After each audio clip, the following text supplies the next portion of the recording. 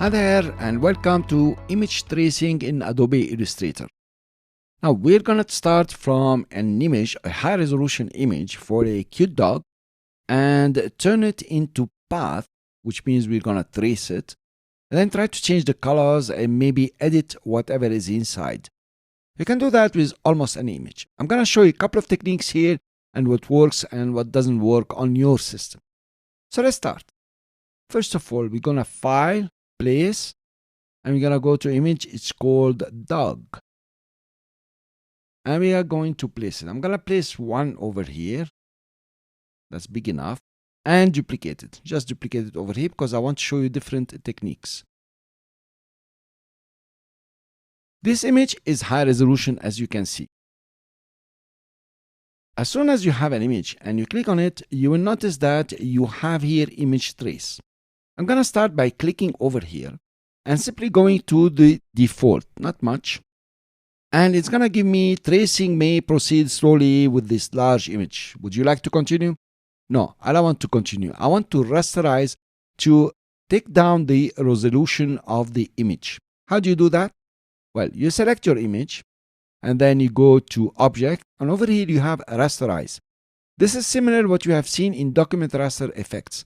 You don't use 300 ppi when you are working. Maybe you reduce it, as you can see, to 72, and later on you hack it back when you want to print.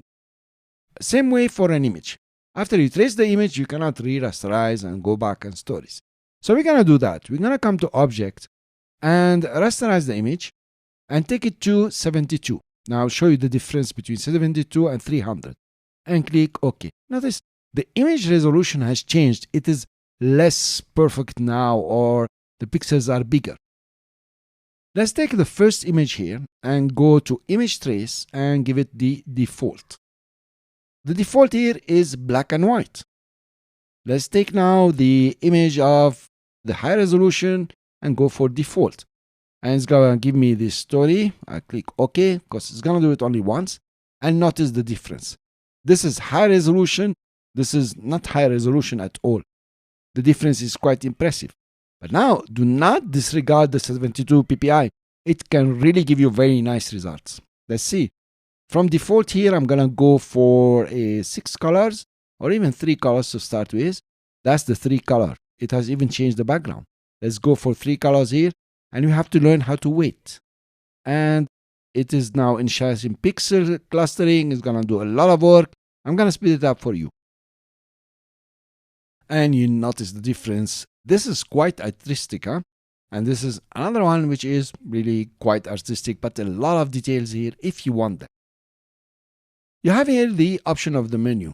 If you click on it, or the trace panel, you have lots of options you can work with, and they are all very interesting, most of them at least.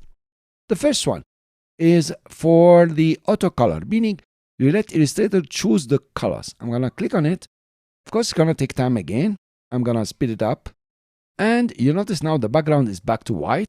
There is a good precision here with the dog's face, the white on the dog. Let's do the same with this guy. We go to this, and it's almost automatic. You notice 72 and 300. This one is quite speedy. I like this artwork a lot, by the way.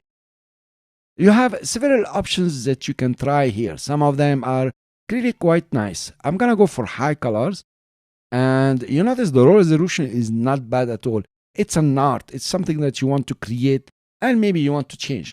Now if I go for the high colors here, it's gonna take some time. Here you are. It is really lots of details. This is not the real image, guys. This is the real image. There is practically no difference here. You can even expand this one now, make it path altogether and work on it. It's going to give you great results here. It depends on what you want to do. I'm going to go for the low color because it somehow gives us better results, so we can believe this is not the real image. Much better now because we can see that it's really rasterized and somehow we can see the path. Now within here, you notice the number of colors. If you select this one, it has 85 colors. This is high pass or high colors if you like. This is now low. It has 30 colors. This one has 85 colors. You can reduce the number of colors, something that is, not so advanced to do. and it will recalculate and gives you the colors. I like this one very much. Let's do this one, not high color, but we're gonna take it to low colors. And now reduce the number of colors. I have only 16 colors. I can reduce to 10 colors just to show you. And it's gonna go again. Now, if you look at the difference in art itself, this is not bad at all. But I do sincerely love this one. It has more mysteries. Now, after playing here, playing with your colors and so on, you have an infinite number of details you can play with. Let's see what we can do with this image. Now, first thing you want to do, I'm going to use this one because I like it, is to expand. Expand means turn everything into path or fields, if you like. It has expanded the image. I'm going to do the same for here. I'm going to expand it. Let's work on this one. Close the image we don't want anymore. The first thing is to select the direct selection tool. Notice now I can select the background, which is totally useless. I'm going to delete it. Same for here. So notice this is somehow the contour, not the background. I'm going to delete it. So I have only this. Let's start with this one. I can select a color and I can change the color now. If I come over here, I can change the color. If you select everything and change the color, one field, it's not going to give you any good result. It's just a silhouette or something like this. So here we change the color of this guy. I'm going to undo. Keeping my selection, I'm going to go to select and ask him to select all the paths that have the same fill. So it's fill color here. So there are many. Then I can change them to a brighter color, for example, even more bright, something like this. Notice you changed all the image. That's pretty cool. You can do the same here. I don't know if you're going to find colors because this one had a lot of colors. Select the same fill colors. Nope, it doesn't have. There is a lot of color variation here. I'm going to undo this. And now, obviously, you can come over, zoom in if you like, and decide, okay, this shape, I don't want it. Let's go for the selection tool. Select this shape and go inside the group over here and delete it, for example. Or, I don't know, change its color. We did that. And maybe to place this one differently. It's quite intense here for you to work with, but you can really work it out. Let's select this path and this path. And maybe we can come to the shape builder tool and merge them. I might select this shape and shift select the other one. Use the shape builder tool, just merge the colors if you want to. And maybe I'll select also this one. I'm pressing command here to do the selection. Oops, I forgot the plus. And maybe this guy. And this guy. And then use the selection tool to merge everything, all the selected. And it changed everything. It's about changing your artwork. Now, let's play a color game, which I love very much. So you can exit now. I'm going to select all of them and go to the color game. I'm going to zoom in, Control plus. Actually, let's put two of them at the same time and go to a recolor. Now, notice the number of colors that are here. Pretty impressive, right?